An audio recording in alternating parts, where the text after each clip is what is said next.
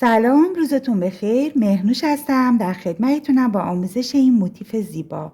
ممنون میشم همه اول کار این پست رو لایک کنید، سیو کنید که گمش نکنید و برای دوستانتون که علاقه یادگیری به این هنر زیبا رو دارن بفرستید.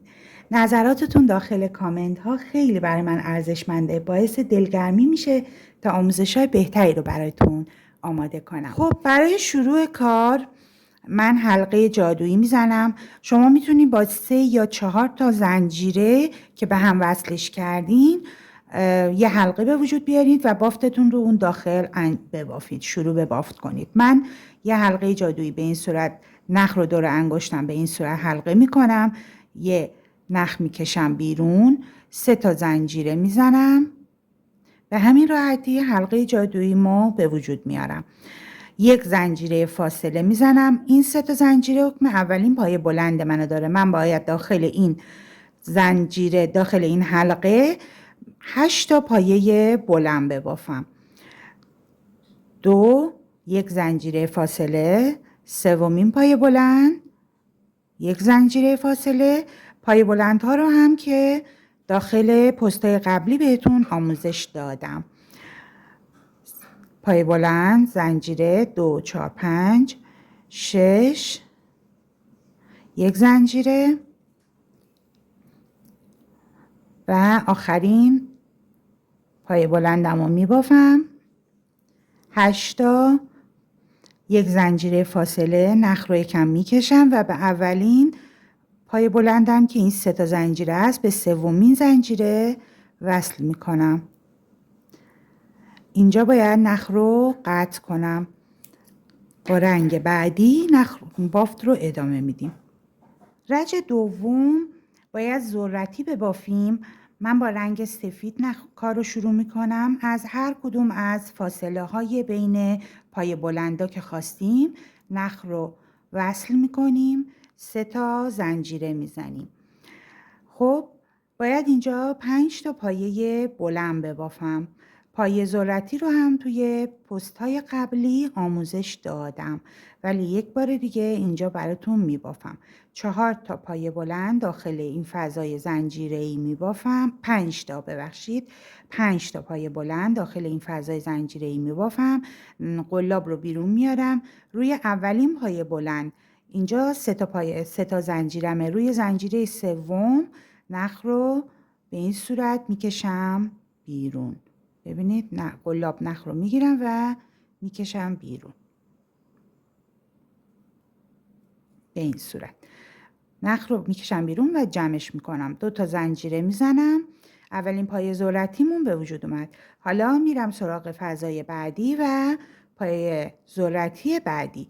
5 تا پایه بلند میبافم. خب 2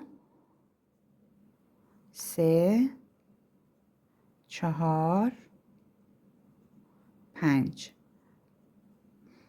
قلاب رو بیرون میارم.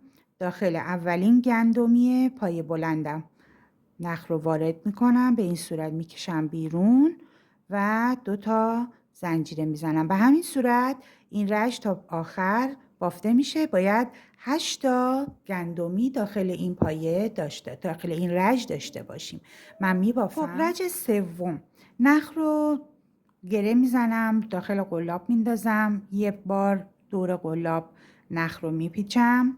به این صورت ببینید، یک بار نخ رو میپیچم، میام داخل فضای زنجیره بین پای بلند پای ذرتی ها یه نخ میکشم بیرون. الان 3 تا نخ پشت قلاب دارم. 2 تای اول رو یکی میکنم و بعد 2 تای دوم رو. اولین پای بلندم رو به این صورت بافتم. 2 تا پای بلند دیگه کنارش میبافم. یک زنجیره میزنم. دوباره داخل همون فضای زنجیره‌ای 3 تا پای بلند دیگه میبافم. من الان میخوام این موتیف گرد رو، این گل گرد رو تبدیل به موتیف مربع کنم. اولین گوشه ضلعمون رو بافتم. یک زنجیره میزنم. روی پایه بعدی، روی فضای زنجیره‌ای بعدی بین 2 تا پایه ذرتی ها 3 تا پایه بلند میبافم. یک زنجیره روی فضای بعدی 3 تا پایه بلند، 1 زنجیره و 3 تا پایه بلند دیگه همونجا داخل همون فضای زنجیره‌ای که داشتم میبافم. 1 زنجیره فاصله میزنم، میام سراغ فضای بعدی. روی فضای بعدی دوباره 3 تا پایه بلند، 1 زنجیره، روی فضای بعدی 3 تا پایه بلند، 3 تا پایه بلند، 1 زنجیره و 3 تا پایه بلند میبافم به این صورت. 1 زنجیره، میرم سراغ فضای زنجیره بعدی، 3 تا پایه بلند داخل این فضا میبافم. 1 2 3. 1 زنجیره، روی فضای بعدی 3 تا پایه بلند، 1 زنجیره و دوباره 3 تا پایه بلند داخل همون فضای زنجیره‌ای میبافیم. 3 تا پایه بلند آخر. خب اینجا 1 زنجیره میزنیم و ضلع آخرمون رو میبافیم. 3 تا پایه بلند داخل فضای زنجیره‌ای آخرمون به این صورت. وقتی بافتیم 1 زنجیره فاصله رو میزنیم و به اول کار به اولین پایه بلندمون با یه بست وصلش میکنیم. 1 دونه زنجیره میزنیم و نخ رو قطع میکنیم. میریم برای بافت رج 4. رج بعدیمون رو ببینید باید از این قسمت شروع کنیم، از فضای زنجیره بین 2 تا پایه بلندایی که بافته بودیم. 3 تا پایه بلند، 1 زنجیره و 3 تا پایه بلند بافته بودیم. از اینجا از کنج کار باید نخ رو وصل کنیم. به همون صورت قبل، رج قبل من کار رو انجام میدم. نخ رو وصل میکنم داخل، 1 نخ میندازم پشت قلاب، نخ رو از داخل این فضای زنجیره یه نخ میکشم بیرون، 2 تای اول رو یکی میکنم و بعد 2 تای دوم رو 1 پایه بلند میبافم. این نخهای اضافه رو هم تو حین بافت لایه بافتم مخفی میکنم. یه نخ میندازم پشت قلاب، همینجا 2 تا پایه بلند دیگه میبافم. خب 1 زنجیره میزنم، میرم سراغ فضای زنجیره بعدی. اینجا 3 تا پایه بلند میبافم. 2 3. 1 زنجیره رو فضای بعدی، 3 تا پایه بلند. 1 2 3.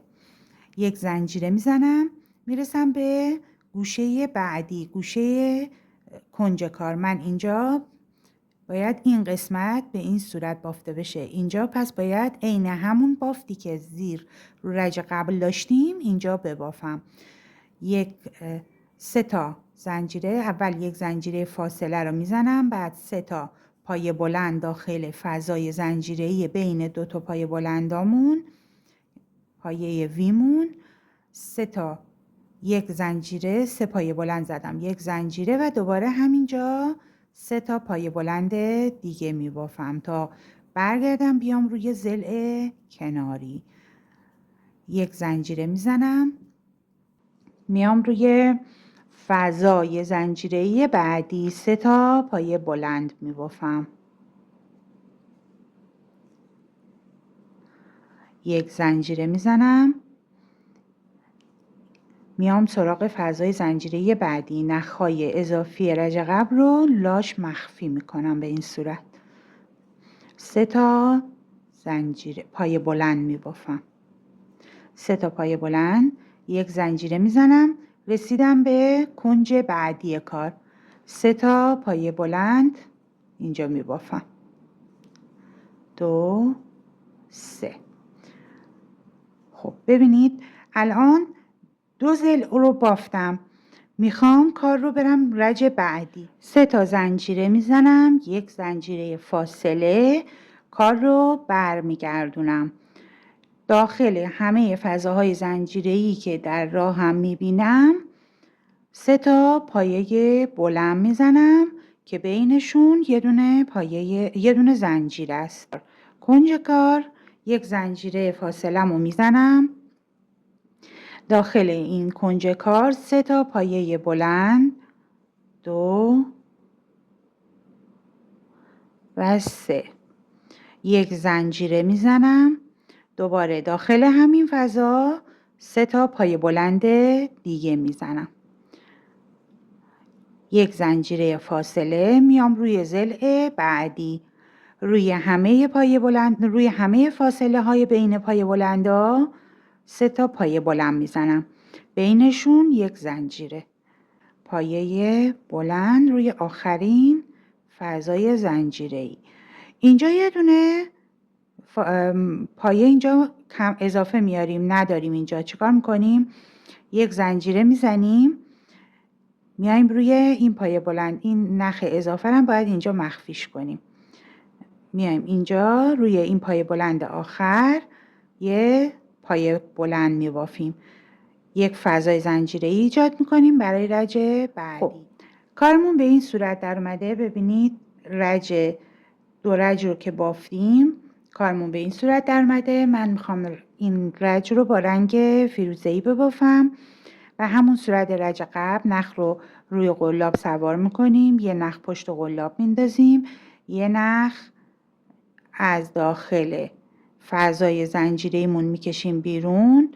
اینجا باید 3 تا نخ روی قلاب داشته باشیم. دوتای اول یکی میشه و بعد دوتای دوم رو.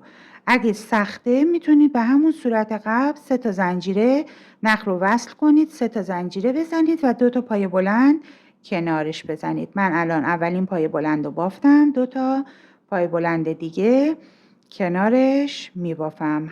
یک زنجیره فاصله مون رو میزنیم و روی فضای زنجیره بعدی 3 تا پایه بلند میبافیم. کارمون توی این رج ها همین همین بافته که تکرار میشه. 3 تا پایه بلند، یک زنجیره به گوشه کار که رسیدیم، 3 تا پایه بلند، یک زنجیره و 3 تا پایه بلند دیگه. مثل رج قبل 3 تا زنجیره میزنیم، یک زنجیره فاصله، کار رو برمیگردونیم و دوباره داخل هر کدوم از فضاهای زنجیره‌ای که داریم 3 تا پایه بلند میبافیم. به گوشه کار که رسیدیم 3 تا پایه بلند، یک زنجیره و 3 تا پایه بلند. بین پایه بلندایی که میبافیم هم یک زنجیره فاصله رو فراموش نکنید. این رج رو هم مثل رج قبل من میبافم، میام خدمتتون. انتهای این رج رو خواستم بهتون نشون بدم دوباره. ببینید وقتی که پایه بلندامون رو زدیم تموم شد رج، به اینجا رسیدیم، یک زنجیره میزنیم روی اولین پایه بلندی که اینجا بافته بودیم، یه پایه بلند میبافیم، یک زنجیره میزنیم و کار رو قطع میکنیم. میریم برای رج آخر، رج دورگیری. نخ رو دور قلابمون گره میزنیم، یه نخ میندازیم پشت قلاب، دوباره از اولین فضای زنجیره‌ای که داریم از گوشه کار رو شروع میکنیم. دوتای اول رو یکی میکنیم و بعد دوتای دوم رو. نخهای اضافی رو هم داخل کار حین بافت مخفی میکنیم. 2 تا پایه بلند دیگه همینجا میبافیم. یک زنجیره میزنیم، میریم سراغ فضای زنجیره بعدی، 3 تا پایه بلند اینجا میبافیم. خب قسمت آخر این ضلع هست. 3 تای آخر رو میبافم، یک زنجیره میزنم، میرسم به گوشه آخر این رج. ببینید این رج دیگه باید کار رو دور بزنم، به خاطر همین باید اینجا کنج ببافم. 3 تا زنجیره میبافم، 3 تا پایه بلند میبافم، یک زنجیره میزنم، دوباره همینجا 3 تا پایه بلند دیگه میبافم. یک زنجیره میرم برمیگردم به این زل، میام روی این زل، روی تمام فاصله هایی که دارم 3 تا پایه بلند میبافم. الان اینجا یک پایه بلند، یک زنجیره میزنم، 3 تا پایه بلند بعدی رو این قسمت روی کنج کار اینجا میبافم. 3 تا پایه بلند میبافم. 1 2 3. خب دوباره یه زنجیره میزنم روی فضای بعدی 3 تا پایه بلند میبافم. به همین صورت تا آخر رژ روی همه فضاهای زنجیره‌ای که این قسمت دارم باید پایه بلند ببافم تا دورگیریم کامل بشه. 3 تا میرسم به کنج این قسمت، اینجا باید دوباره کنج ببافم. ببینید خب رسیدم به کنج کار، کنج بعدی. اینجا یک زنجیره فاصله رو زدم داخل این کنج، 3 تا پایه بلند، یک زنجیره و دوباره داخل همون کنج، همون فضای 3 زنجیره بین 2 تا پایه بلندا 3 تا پایه بلند دیگه می بافم. یک زنجیره میزنم میام روی ضلع بعدی، داخل تمام فضاهایی که میبینم 3 تا پایه بلند میبافم. آخر رجه، این رجه آخر کارمونه. موتیف زیبامون به همین راحتی، به همین سرعت بافته شد. دونه آخر رو بافتم، اومدم به کنج کار آخرین کنج. ببینید 4 کنج رو بافتم، رسیدم به کنج آخر. 3 تا پایه بلند اول رو اینجا بافته بودم، 3 تا پایه بلند دیگر رو میبافم. دومین